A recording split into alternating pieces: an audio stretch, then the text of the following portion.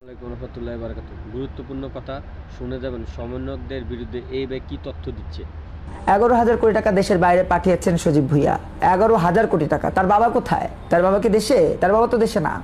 খোঁজ নিয়ে দেখেন, তার বাবা দেশে না, তার মা দেশে না, তারা সবাই দেশের বাইরে। ইভেন আপনি সজীব ভুঁইয়ার কথা বলছেন, সজীব ভুঁইয়া কোন দেশের নাগরিক হয়েছে সেটা আমরা এখনো জানতে পারি না। তবে নাহিদ যে ডোমিনিকানের নাগরিক হয়েছে সেটা কিন্তু ইতিমধ্যে তথ্যটা এসছে, এবং সে যে দ্বৈত নাগরিক অবস্থায় নির্বাচন করেছে এটাও তো অবৈধ। তারা শুধু সজীব ভুঁইয়া না, নাহিদ, হাসনাত, সার্জিস, তারপরে যে হান্নান, এরা সবাই 11 জন, পুরা 11 জন, আগের 11 জন মানে আমাদের মুক্তিযুদ্ধের সময় ওরা 11 জন যারা ছিল তারা ছিল বাংলাদেশের পক্ষে, আর ওরা 11 জন হচ্ছে বাংলাদেশের বিপক্ষে, বাংলাদেশের মানুষের বিপক্ষে। এরা সবাই দেশের বাইরে।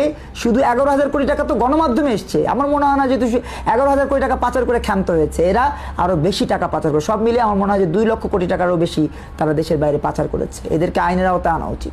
আশা করি আপনারা বুঝতে পারছেন 5ই আগস্টের আগে তাদের চলন বলন এবং তাদের যে শারীরিক চরিত্র বা তাদের যে গঠন ছিল, 5ই আগস্টের পরে তাদের যে শারীরিক পরিবর্তন বা তাদের যে চলন বলন, তাদের যে স্টাইল, তাদের যে আভিজাত্য, 5ই আগস্টে তাদের কিন্তু এই আভিজাত্যগুলো ছিল না। তো এইবার যে তথ্যগুলো দিল সেগুলো 100% বাস্তব তথ্য, এবং আপনি বর্তমান যদি তাদের সাথে মিলিয়ে নেন আপনি দেখবেন এত টাকা পয়সা, তাদের জীবনযাপন, তাদের চলাফেরা অনেক উন্নত হয়ে গেছে।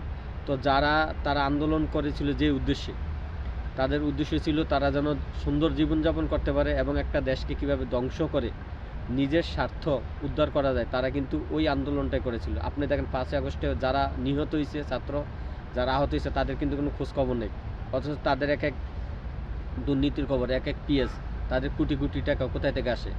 তো এখনও বলবো বাংলাদেশ যতদিন সচেতন মানুষ না হবেন, যতদিন বোকার স্বর্গে বসবাস করবেন, ততদিন বাংলাদেশ এভাবে মাই খাইতে হবে, বাংলাদেশ এভাবে পথে পথে আপনার লাঞ্ছিত হতে হবে। তাই কারো পড়াশোনা নিজের কথায় চলুন, আগে নিজের বিবেককে প্রশ্ন করুন, বিবেককে প্রশ্ন করে তারপরে কোনো কিছু করুন।